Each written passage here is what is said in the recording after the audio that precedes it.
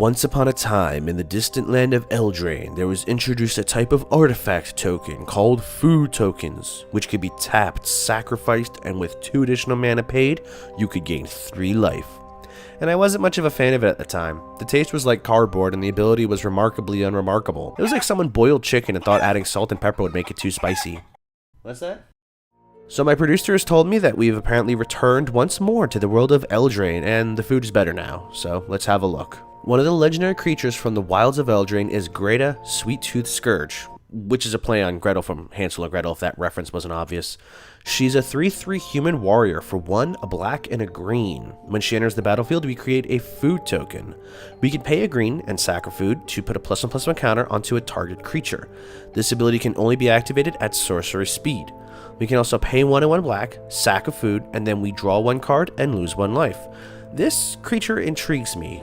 Not just because I have a sweet tooth that would make Wilford Brimley roll over in his grave, but because I think that this gives food tokens much more needed utility. Since food has been introduced, we've been getting crumbs here and there of support that has made the token type slightly better over time. And while this deck will only minimally use food tokens for their intended purpose of gaining us life, I figured let's bake up a commander deck that will let us play with our food. Are these food puns doing anything for you? Well, if you stuck with us this far, let's start out by looking at the cards that we'll include that will give us food. Gingerbread is here, as he quite literally is food. A food golem creature, that is. It's important to note that even though he has food as one of his types, that does not make food a creature type.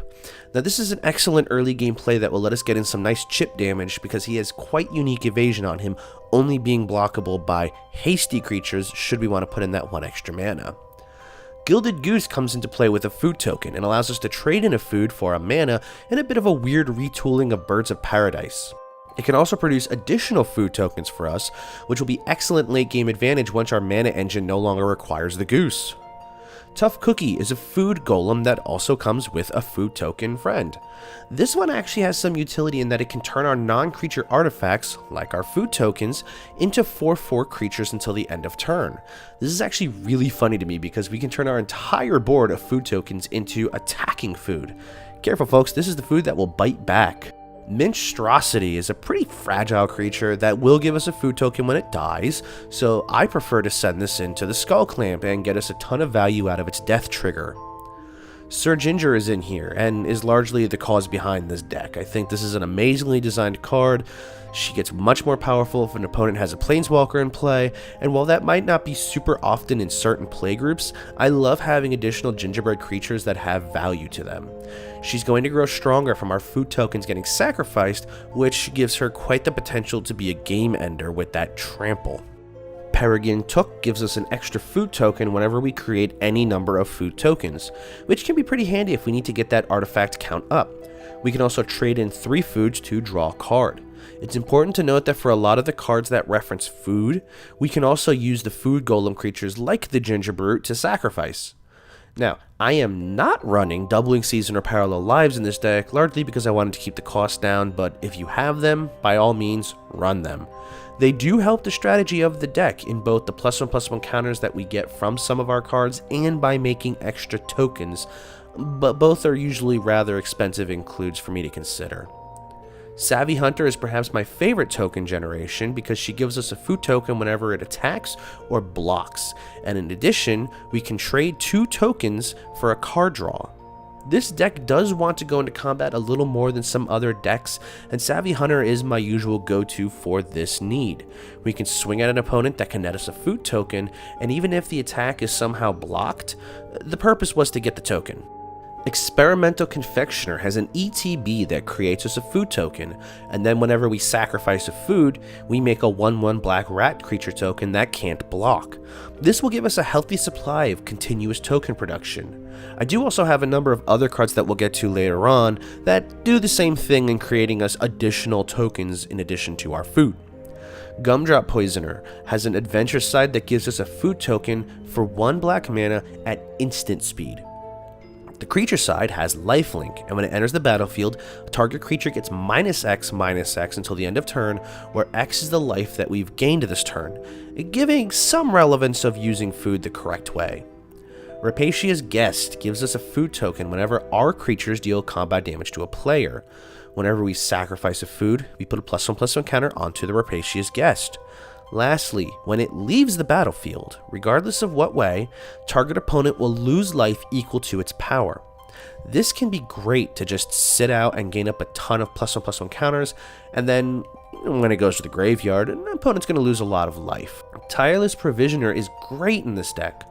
While usually most people use this card to create treasure tokens on the landfall, most of the time we'll be using it instead to make food tokens.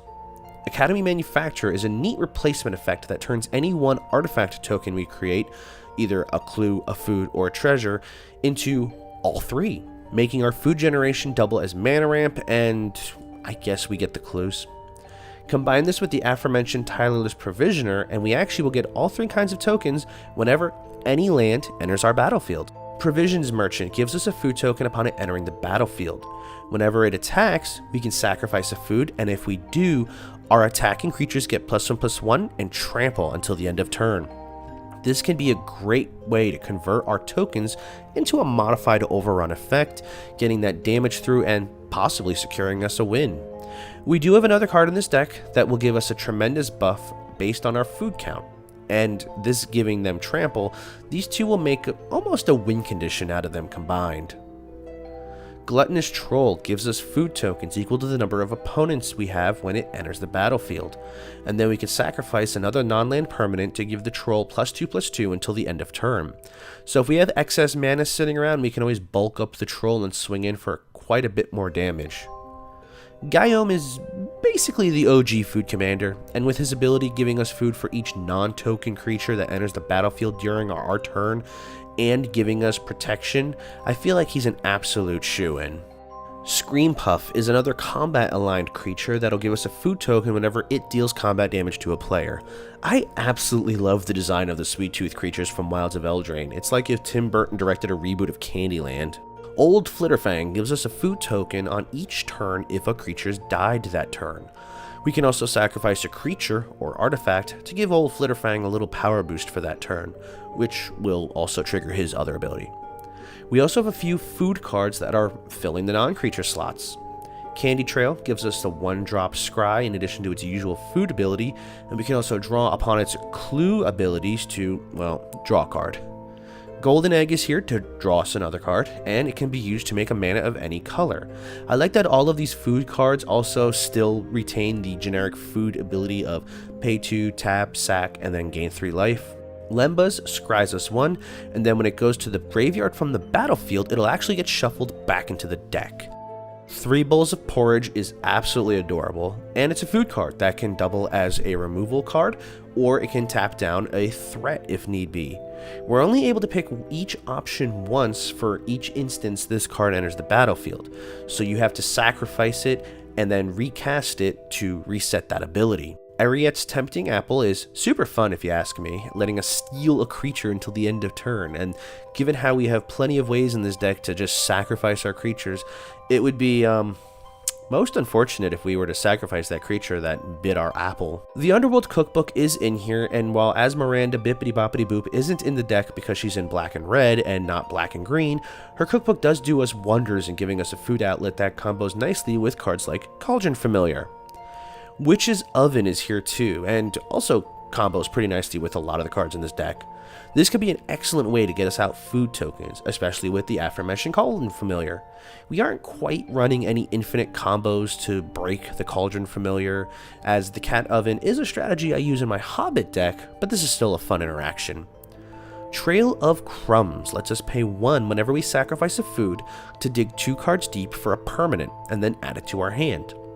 It might seem underwhelming, but if we have plenty of food tokens getting sacrificed, we might be able to get some value from it, and it will help us process through our deck to get to the cards that we need when we need them. Welcome to Sweettooth is our deck's saga. We start by making a 1/1 white human. Yes, we can still include this because there's no white symbols in this card. Then we make a food token. Lastly, we're going to put X +1/+1 counters onto a target creature we control, where X is 1 plus the number of foods we control. A lot of the creatures in this deck either have Menace or Trample, or we can give them Trample via cards like Pride Malkin or Bramblewood Paragon, so this card can make a threat out of the buffet table. Killer Service gives us a couple of food tokens, and then we can pay 2 and trade a token of any kind to create a 4/4 Rhino Warrior creature token. I love this card, and I have been aching to put it into a deck where it just makes sense, and quite frankly I think it makes sense here. Even if it might not make sense, it makes sense. Lastly, and one of the most slept on win conditions for this deck is Knight of the Sweet's Revenge. This card does everything for the deck. It makes a food token, it turns all of our foods, including the creature foods, into mana dorks. Lastly, we can pay 7 mana and sacrifice it to give our creatures +X/+X until the end of turn, where X is the number of foods we control. This is, in a way, a makeshift Craterhoof minus the trample, but again, we have ways to give trample to our board. We're not running Craterhoof Behemoth, but this card combined with something like the Provisions Merchant somewhat recreates that card's ability. So, the main goal of this deck is to amass a ton of food. Old Country Buffet might be gone, but the legacy will live on in whatever nightmare nonsense we have going on in here. We also have a few cards in the deck that are here to make those tokens a little more relevant. Nadir Nightblade and Mirkwood Bats can slowly whittle our opponents down as we make and sacrifice our tokens. Ravenous Squirrel can turn our tokens into card draw, and it will grow larger in the process. Marionette Master can be used to burn down opponents as we sacrifice more of our tokens. Depending on the situation, you can actually use its Fabricate 3 ability and put those Fabricate counters onto the Master to make it a 4/7, which will up the damage that each sacrifice will do. Jaheira turns our tokens into mana dorks, which is redundancy of what the Knight of Sweet's Revenge does that I definitely want in this deck. See, food tokens are kind of bleh for doing anything besides existing. Yes, you could sacrifice them for life, but do we really want 3 life off of the investment? We do utilize a number of ways of sacrificing them for card draw, or damage, or what have you, but being able to turn a board of otherwise several passive artifacts into more mana can make for an explosive turn. We also have Chatterfang, who is perhaps my favorite commander at this moment, who will give us a squirrel token for each food token we create, and I couldn't say no to having him in my deck. Pitiless Plunderer is Chatterfang's best friend, and as a very effective combo engine to clear out opponents' battlefields, I feel like I couldn't include one without the other.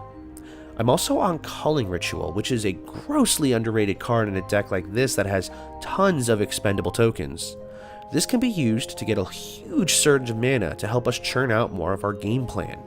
I don't really think you're ever going to find an instance where this deck will be starved for mana. Rampage of the Clans is something that I'm giving a test run in this deck. See, we can destroy our entire board state of food tokens on the end step before our turn begins, then all those newly created centaurs can wreak havoc on the table.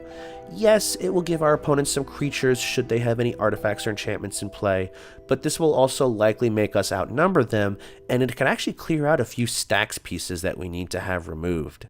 Idol of Oblivion is something that I recently came to appreciate, being a rather simple to trigger card draw engine that relies on token production.